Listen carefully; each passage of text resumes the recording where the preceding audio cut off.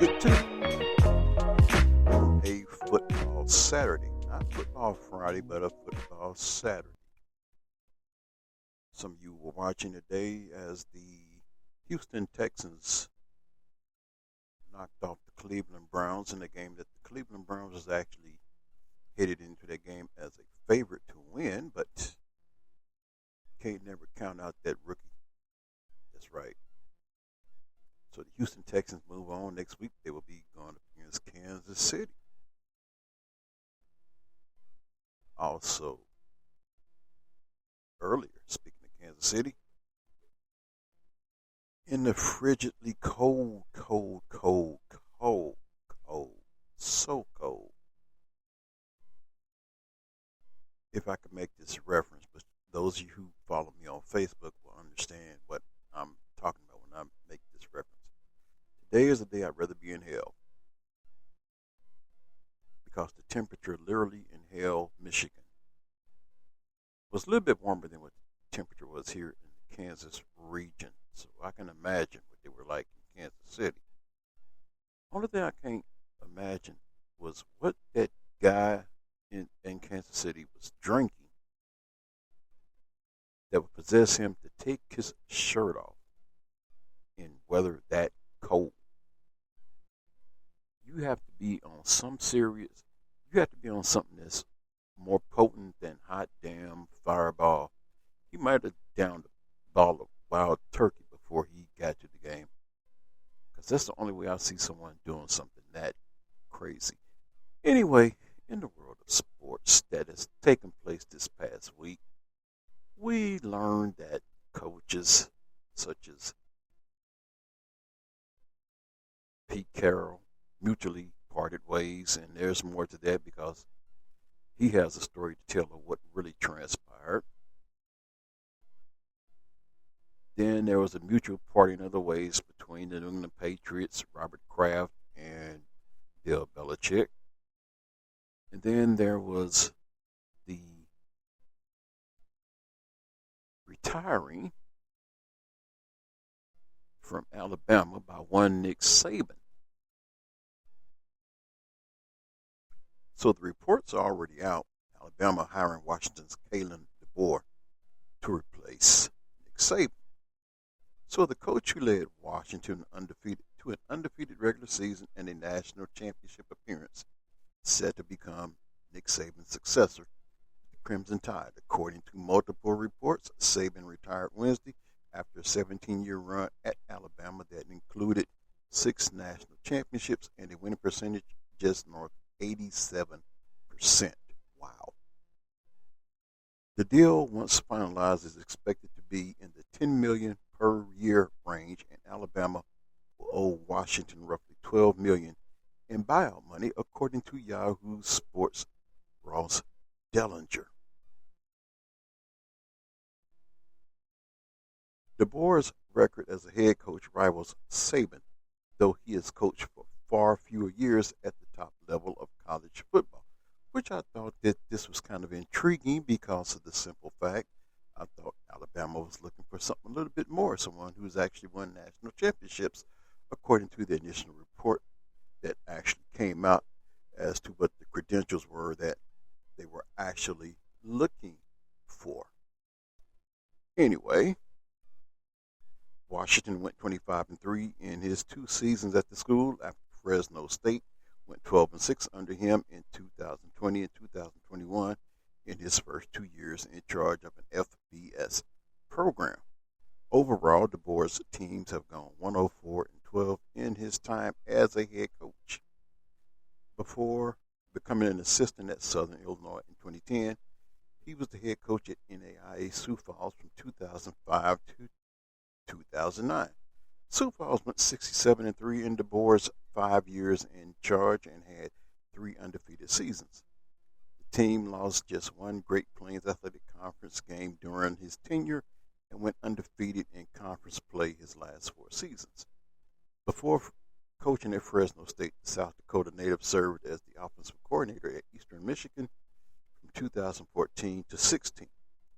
Ran the offense at Fresno State for 2 seasons and was the offensive coordinator at Indiana in 2019. Both DeBoer and Michael Penix Jr. were with the Hoosiers that season, and Penix was one of the first transfer additions DeBoer made when he became Washington's head coach. After a college career that was marred by knee injuries, Penix became one of the best quarterbacks in college football over the past 2 seasons.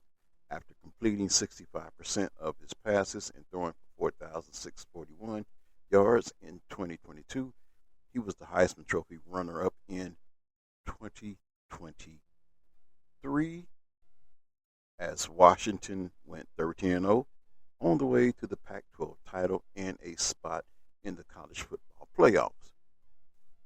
At Alabama, DeBoer will take over an offense that returns quarterback Jalen Milroe for 2024. Milroe was benched at the start of the 2023 season after throwing 2 interceptions in a Week 2 loss to Texas. After getting his starting job back in Week 4, Milroe improved as the season went on, and his combination of deep passing ability and speed to escape the pocket made him a dangerous player for opposing defenses. Saban was intrigued by Washington's offense ahead of the 2023 season, too. Before hiring Tommy Rees from Notre Dame, Alabama interviewed Washington offensive coordinator Ryan Grubb before Grubb decided to stay with the Huskies, probably with good reason. Now, you wonder if he's going to be elevated or is he going to follow DeBoer to Alabama. If there's a knock against DeBoer, it's the way his teams have recruited high school players.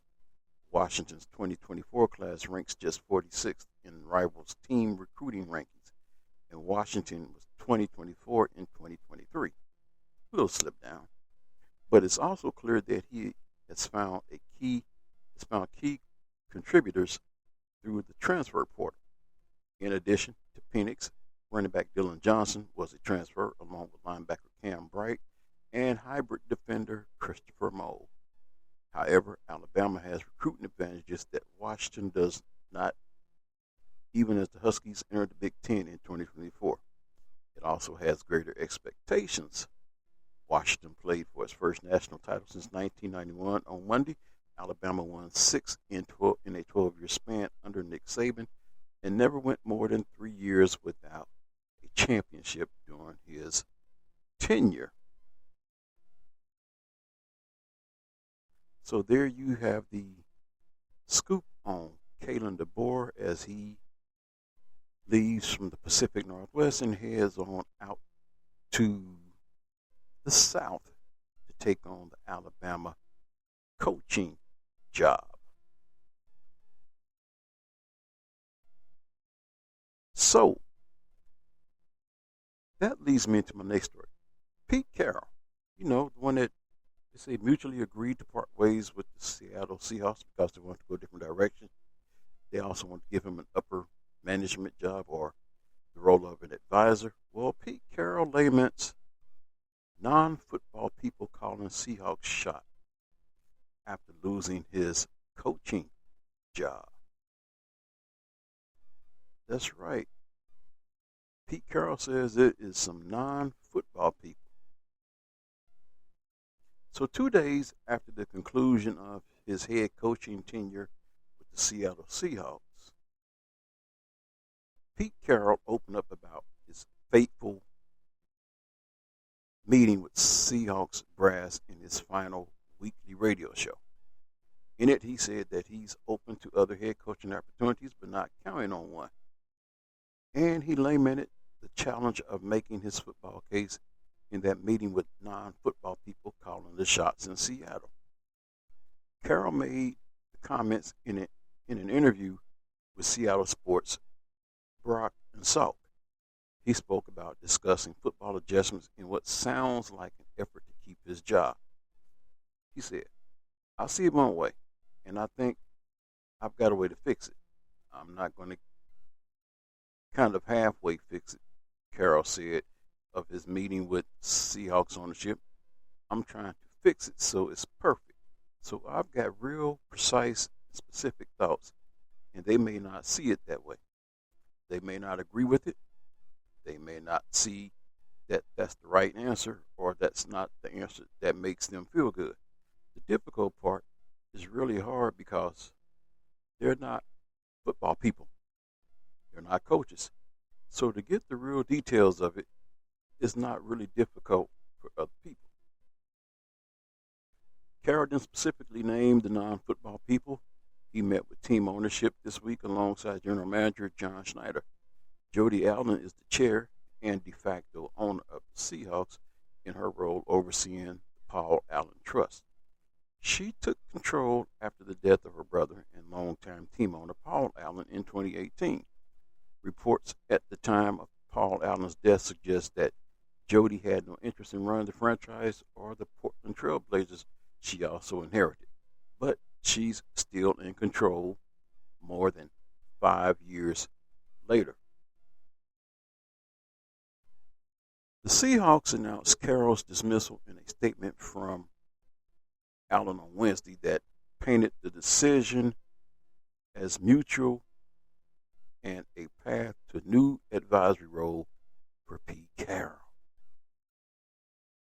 Carroll's comments Wednesday and again Friday suggest that the decision was not mutual and that he still wants to coach the Seahawks.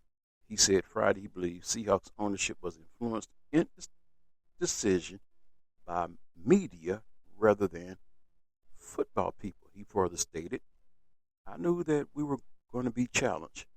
Carroll continued in regard to his meeting with ownership because every year it feels like that you're going to be challenged and you're challenged by opinions that are kind of media opinions. Because what else do people have when you're outside of the game? How could you know other than what you guys talk about on the radio and what the articles say and what the pundits are drawing conclusions on? That's why you have to go in realizing that that's what you're dealing with and then try to talk to get the essence of stuff. It's always going to be a challenge because when you don't have legitimate dyed in the wool football people calling the shots, then you have to try to make sense of it, just like we try to make sense of it for your audience. Seahawks finished 9-8 this season and missed the playoffs a year after making the postseason with the same record. They made the playoffs in 10 of Carroll's 14 seasons as head coach, but missed the postseason in 2 of his last 3. Carroll's coaching span in Seattle that started in 2010 included 2 NFC championships and a Super Bowl victory. He previously coached USC for 9 seasons, leading the Trojans to a split of the 2003 national championship and a national title of their own a year later. At 72 years old, he's now officially working in an advisory role for the Seahawks. He isn't ruling out a return to coaching with another team. He's just not counting on it. I've got plenty of energy for it and thought and willingness, but I can't imagine there's a place, the right one, Carroll said, of taking another coaching job per ESPN's Brady Henderson. I don't know. I'm open to everything, but I'm not holding my breath on that. There is a lot of world out there that I'm excited about challenging and going after. So if that happens, it happens. We'll see. So there you have Coach Pete Carroll's side of what transpired in Seattle. I see I also have a viewer on Twitch TV, so to that one viewer that's watching, I want to say thank you for tuning in. Let me know where you are tuning in from. There should be a comment section, so leave your comment and let me know where you're tuning in from and tell me what you think of the show. Tell you what I am actually going to do right here, though. I am going to take a break, and when I come back, there's more football stories, more sports-related stories. So don't you go nowhere. Stay locked in the zone with yours truly, Anthony Smith. Glad you're listening and glad you're tuning in.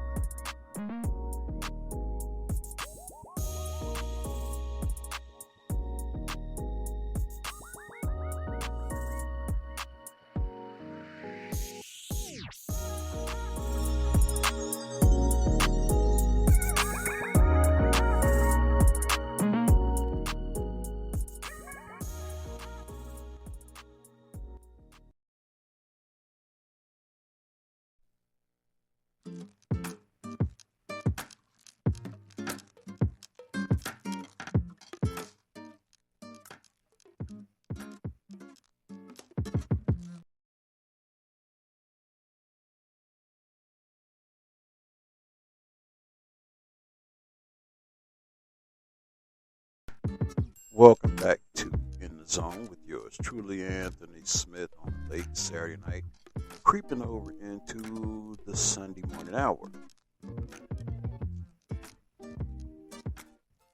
As I said, a lot of this happened last week with coaches stepping down or coaches mutually parting ways. Or if you just heard that last segment, there's a coach that said he really didn't step away. He was dealing with non-football people. So now we're looking at the Chicago Bears. Because as teams have ended the season there and they're looking at the draft board and everybody's speculating what the Chicago Bears are going to do with their number one pick that they got from the Carolina Panthers. Some say trade away. Some say hit the reset button on the quarterback. But DJ Moore wants Bears to do, or basically what it is, what DJ Moore wants Bears to do with number one pick in the 2024 NFL draft. So let's see what he says. So the Chicago Bears, once again, controlled the NFL draft this year as they held the first overall pick thanks to the Carolina Panthers. While the expectation last year was that Chicago was going to trade it, there's more uncertainty this season. Bears wide receiver DJ Moore appeared on the St. Brown Brothers podcast with 33rd Team, where he revealed what he thinks Chicago will do with the top selection. He says, "I think we trade back, to be honest," Moore said. Equanimeous St. Brown, Moore's teammate in Chicago, agreed. "It worked out the first time," he said. St. Brown is, of course, referring to the trade of the first overall pick last year, where the Bears acquired Moore alongside picks that turned into right tackle Darnell Wright, cornerback Tyreek Stevenson, and the number one pick this year in a 2025 second rounder. It certainly seems that Moore's opinion carries a lot of weight within the organization. During his exit interview with head coach Matt Eberflus and general manager Ryan Poles, Moore took time to give his feedback about the offense, which he previously alluded to in his post-game presser with the media, calling out Luke Getsy's play calling, and Getsy was fired on Wednesday. That's not to say that Moore is the reason Getsy was fired, but Eberflus and Poles value player input, especially from one of their best leaders in Moore, and use that in a big picture evaluation.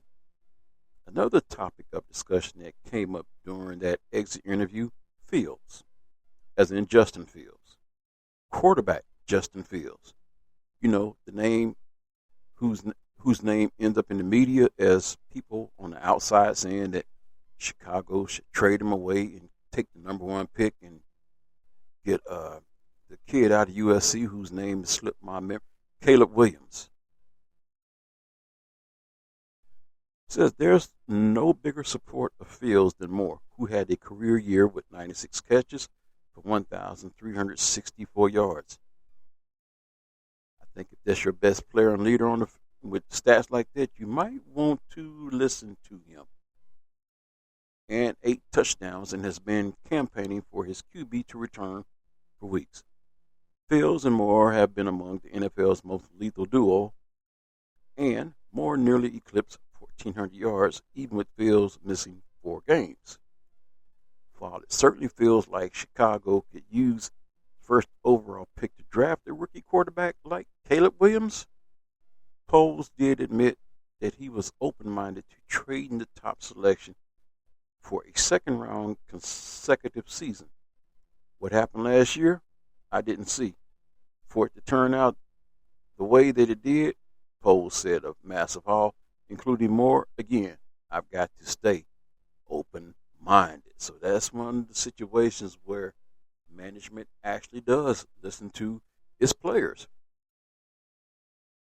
I mean, think about it. It worked years ago in that same city for a team that won 6 championships.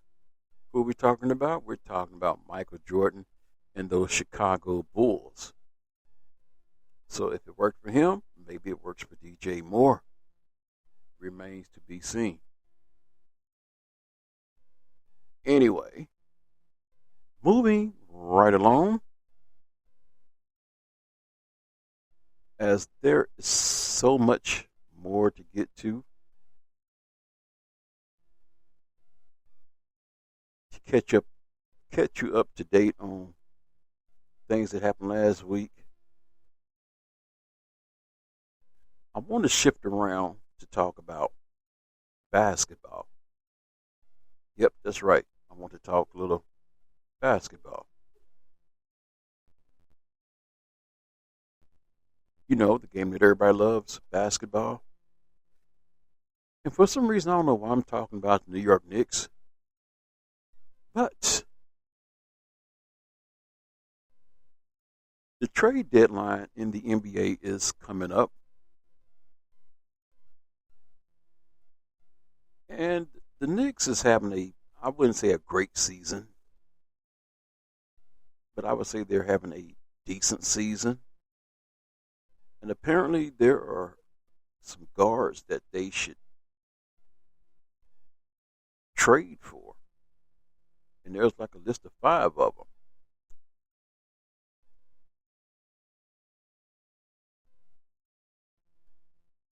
Who are those 5? Well, I'll tell you what I'm going to do. Between talking NBA and talking college football and pro football and trade talk, we will find out soon who those 5 guards are. Just as soon as we pull that feed up, evidently I've lost my feed for some reason. Don't understand that. If I don't get it, well, we will just bring you up to speed as to what happened in the NFL tonight. So I'll tell you what I'm going to do so I can get things situated for my next segment. I'm going to go ahead and take a break. And when I come back, we're going to be locked in the zone, as always, with yours truly, Anthony Smith. Stay locked in.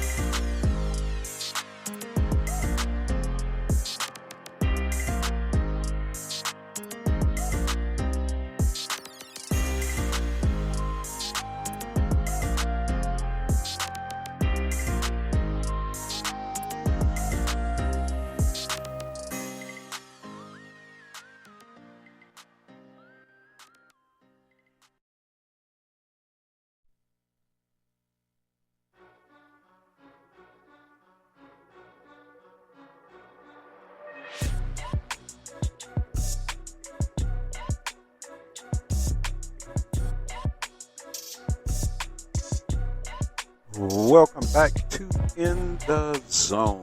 Yours truly, Anthony Smith. It was Saturday night. It's now flipped over. It's midnight into Sunday morning. And those of you who had the privilege to watch the Kansas City Chiefs game against Miami, seeing some of the darndest sights, like I alluded to earlier. What was that crazy guy in the stands drinking to possess him in sub-zero temperature to take off his shirt? It's not summertime. It's not springtime. It's not fall time. It is dangerously cold, and this nut out there with his shirt off as if it's summertime. He's either had to been drinking a bottle of Everclear, Wild Turkey, or he downed a gallon of either Fireball or Hot Damn. Something, because I'm I'm not going to say any of them other drugs, but you get the picture. That was the craziest thing I've seen. That was until I saw Andy Reid and his sickle stash. That's what I'm going to call it for lack of better term. His sickle stash. That's a combination of mustache with icicles. Literally, his mustache, I don't know how he got liquid in his mustache, but he had icicles in his mustache. Right, that was kind of a hilarious sight to see. So not only was the talk of the game about the Chiefs and their game plan that they had for Tyreek Hill and their game plan in general, and that defense was really ratcheted up. Even in all the cold, the defense brought the heat. I mean, holding Miami to 7 points, the highest scoring team in the NFL, held them to 7 points while putting up 26 of their own. Anyway, have a little bit of fun with this. Some of the comments says, matter of fact, the headline is basically this: NFL wildcard, Andy Reid's mustache frozen over with icicles during frigid Chiefs-Dolphins game in Kansas City. So let's just have some fun with this one. It's really cold in Kansas City. How cold is it? It's so cold that Andy Reid's mustache froze over by halftime of Saturday's playoff game between the Miami Dolphins and the Kansas City Chiefs. No, seriously.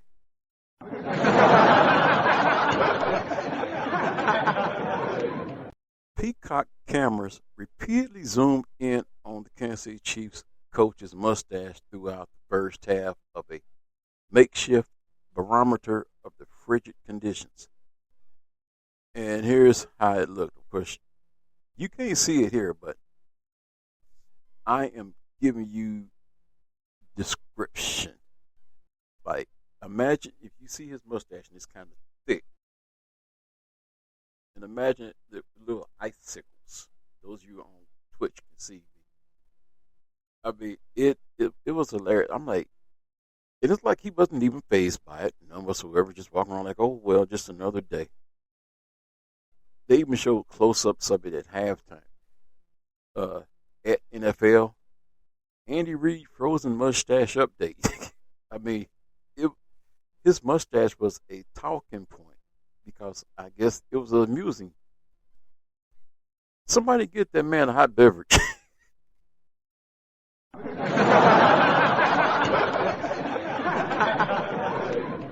Reid's frozen facial hair was a product of the fourth coldest game in NFL history. Temperatures at kickoff hovered around minus 4 degrees, with the wind chill recorded at minus 27. By halftime, the temperature dropped to minus 7. It was too cold to do most anything outside, but not cold enough to stop the NFL. The league will move games when weather warrants, as demonstrated by the blizzard postponed Buffalo Bills game in Buffalo. The cold temperatures alone weren't enough to halt Chiefs Dolphins, nor were they enough to hinder the shirtless fan in the stand. And man, you talk about, I have no explanation for stupidity. I really don't. Like I say, I can't show you video, but I'm pretty sure I can give you some audio because they had to be as astonished as I was to see such a sight like this as I try to effort getting this audio so you can, those of you who didn't get to see the game, you can imagine by hearing the sound as I get wired in here. Should have did this before the show started, but hey, it is what it is. I got so many wires in here. I look like the electric company. But yeah, I am going to play you some of this audio of what it sounded like to those of you who didn't have the opportunity to watch the game as it unfolded.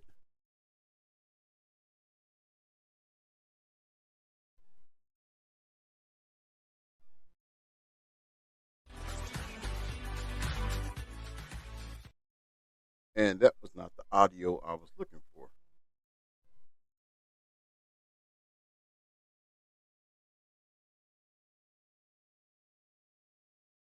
So let me see if I can get that again. And we're going to try this one more time. I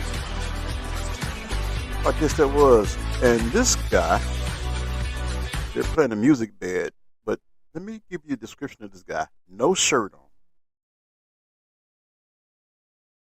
I don't know if he really traveled from South Beach, but he had a Miami Dolphins beanie on, supporting his Miami Dolphins.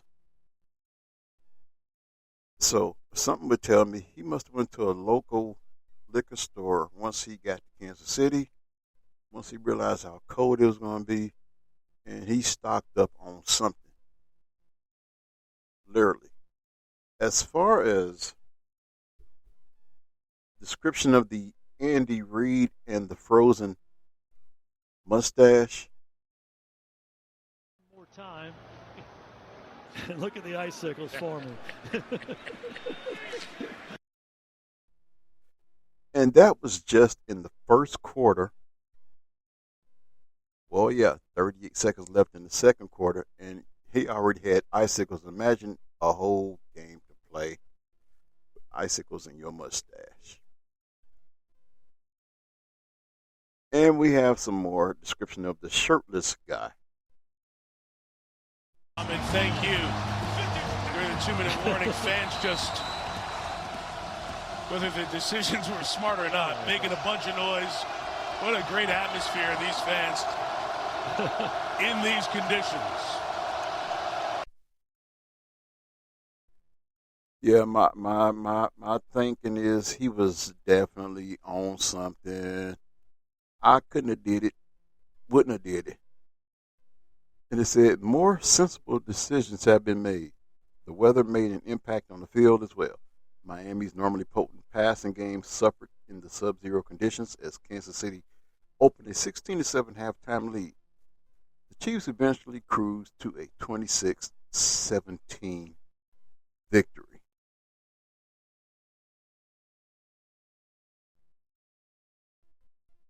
So, your thoughts on Kansas City, your thoughts on Miami, your thoughts on Andy Reid's frozen mustache, your thoughts on, well, the crazy fan with no shirt on. What are your thoughts? Anyway, there's more. As the Chiefs beat Miami Dolphins after the Houston Texans thumped the Cleveland Browns. So,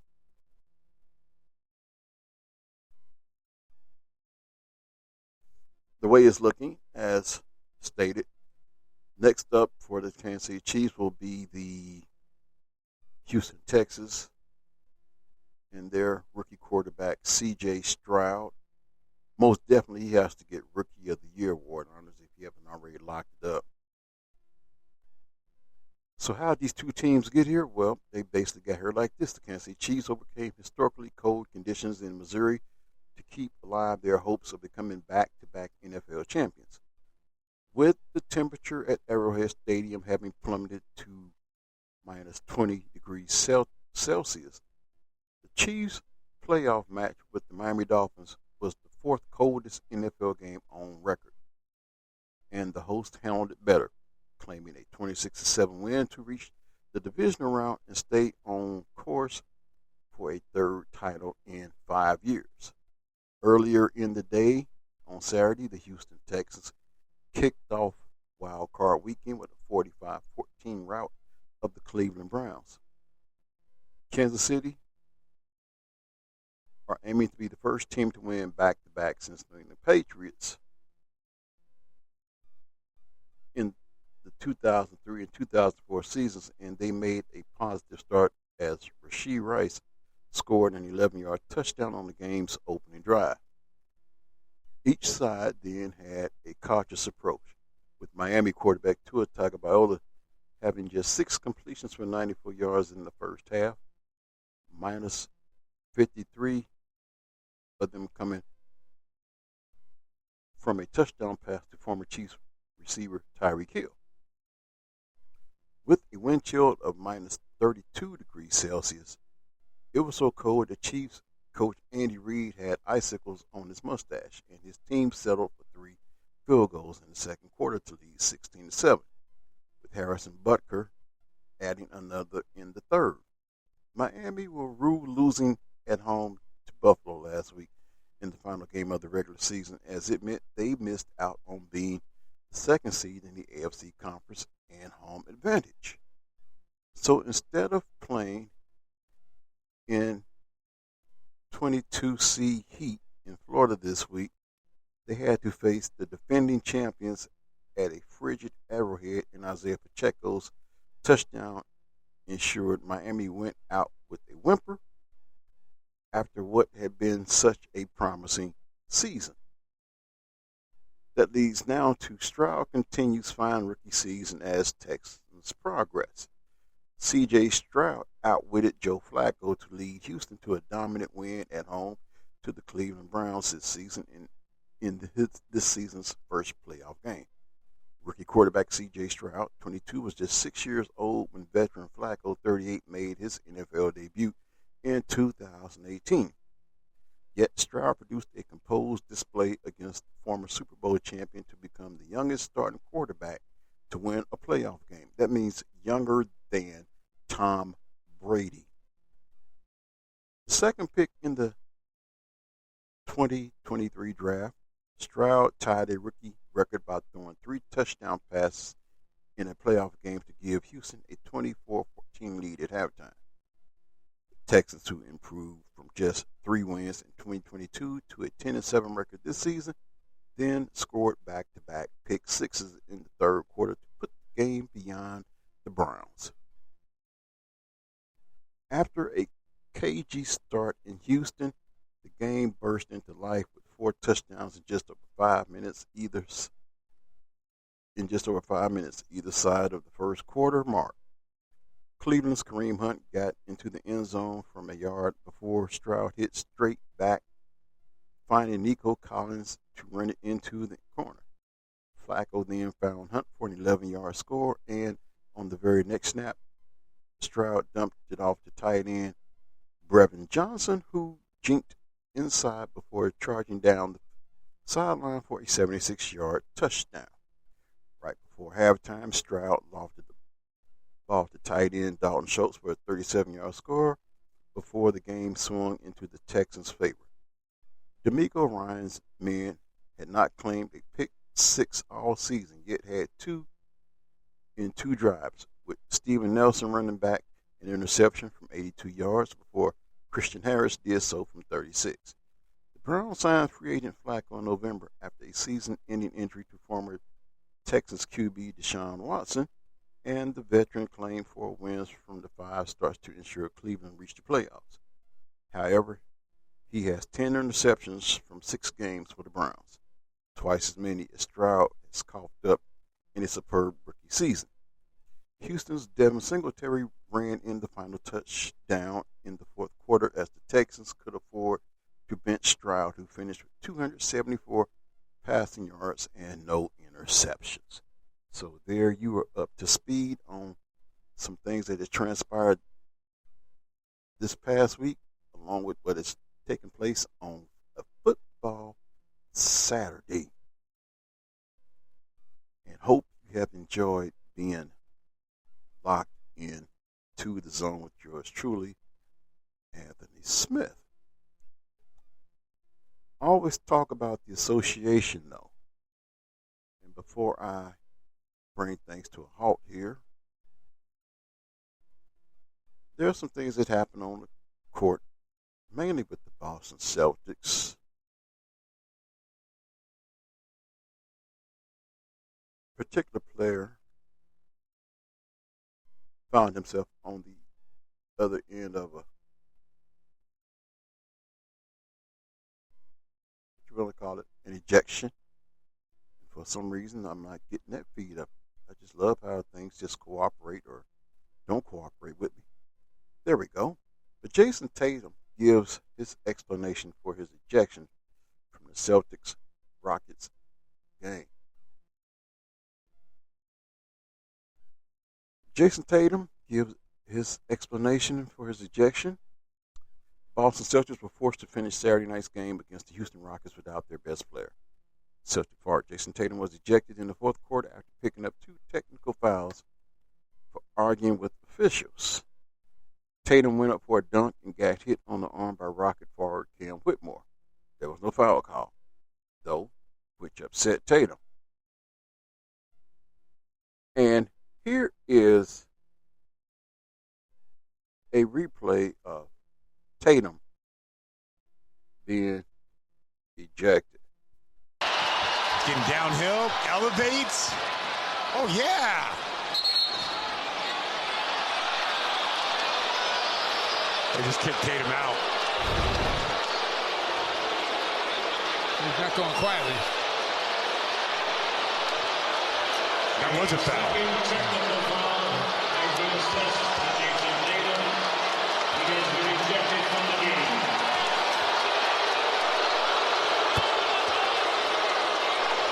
27 as he goes to the bench. And that was the call on the play of Jayson Tatum getting ejected.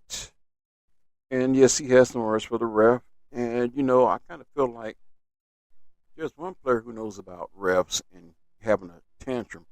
It would be the guy that he was playing against, who plays for Houston Rockets, which is none other than Fred VanVleet.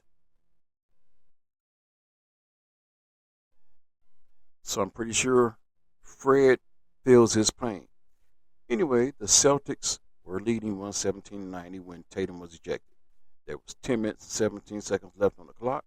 It was unlikely that the Rockets would mount a successful comeback at that point, but Boston ultimately won 145-113 to improve to 39. What led to Tatum getting so upset at the referees? Didn't appreciate or like the no calls on those last 2 drives? Tatum said in his post-game press conference, "I'm a very self-aware person. I understand the time and score. The game was pretty much over, and I had to stand up for myself. I said my piece, got ejected, and that was it." Tatum is a superstar, and if he feels like he's not getting the proper amount of respect from the referees, he's going to make sure his voice is heard. Based on his comments above, it sounds like if the score was close, he wouldn't have pushed the envelope so much. He's obviously way too important to get tossed if the outcome is still in the balance. Celtics head coach Joe Mazzulla didn't seem concerned at all when asked about Tatum's technical fouls. He says, "In the NBA, you have the space of having to defend yourself," Mazzulla told reporters. "And for me, having to defend my guys, and there's a time and place for that. There's a time and place for everything. You've got to pick and choose your spots. I trust his judgment." We might even have some more audio from Tatum. Jayson, another ejection there for you at the end. What happened that caused you to get those 2 technical fouls? Didn't appreciate or like the the no call on those last 2 drives. I'm a very self-aware person. I understand the time and score. Game was pretty much over. And just had to stand up for myself. Said my piece, got ejected, and that was it. I know we talk about the shooting a bunch. You've said you didn't forget how to shoot, right? But to get onto this kind of hot streak, the way you're getting into, like, is there something that you're feeling like coming into the game, like you just know when the first one falls that the rest are just gonna pile up? You're just in a rhythm, right? You know that You've been playing well lately and shooting the ball really well lately as an individual, and we have as a group. So you just want to stay in that zone for as long as you can. And after you left the locker room, it seemed like you were like maybe looking for Ime. Did you have a conversation with Ime? What were the emotions coming into this, going through the game, beating them, all of that stuff? When I left the locker room, it seemed like you were like kind of like going down towards the Rockets side of it. Did you go and talk to Ime? Did you have a conversation with him? I mean, the family room down there. Well, I mean, if the answer is no, then you can just say. Was I looking for him, or you asking where was I going? No, I didn't ask you where you were going. I said it seemed like you were like looking for Ime. I was just going down to the family room to see my son. Okay. Did you have a conversation with Ime at any point, like before the game? Yeah, and I got a chance to see him. Got a chance to talk to him. Haven't seen him since maybe I was at Smart's wedding. So, it was just good to see him again and see all the other guys on the staff, Ben, Mike, and Garrett, and those guys.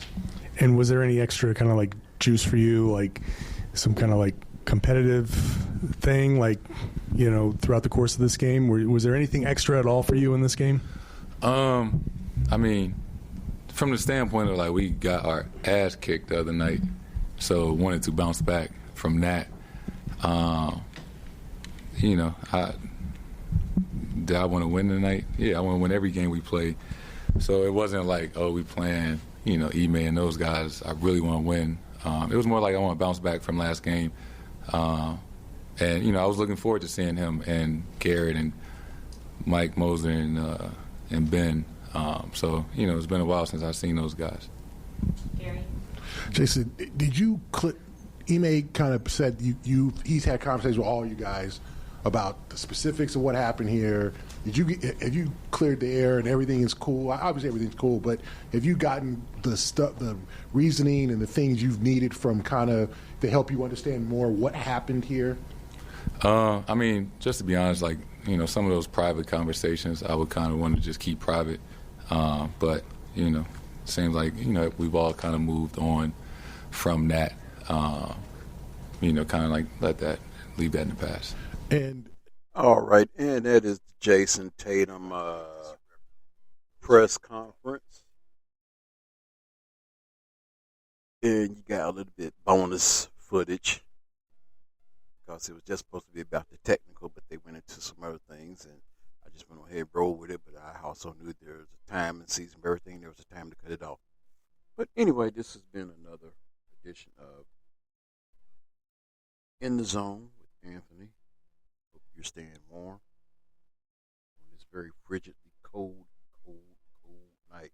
It's so cold, I know I got to go to church in the morning, but Lord knows I'm not looking forward to facing that cold air. But if I can go to work, I can make it to church. So anyway, every night, but thank you for tuning in to In the Zone.